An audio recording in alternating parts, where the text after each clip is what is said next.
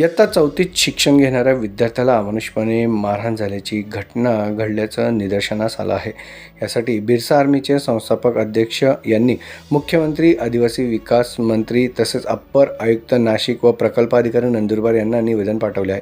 सदर निवेदनात नमूद करण्यात आले आहे की कैलासवासी MD सोनवणे प्राथमिक व माध्यमिक अनुदानित आश्रमशाळा तराळी तालुका शहादा येथे एका विद्यार्थ्यासोबत अमानवी कृत्य घडलं आहे हे निदर्शनास आलं आहे. सोशल मीडिया प्रसारित झालेल्या व्हिडिओ सदर मुलाच्या लिंगावर मूत्राशयावर गंभीर इजा झाल्यानं लघवी करतानाही अतोनात त्रास दिसून येत आहे. धुळ्याहून नंदुरबार येथे उपचार सुरू असल्याचं बोलले जात आहे.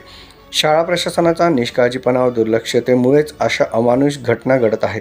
या गंभीर कृत्याची सखोल चौकशी करून जबाबदार असणाऱ्या कडक कारवाई करावी अशी मागणी बिरसा आर्मीनं केली आहे.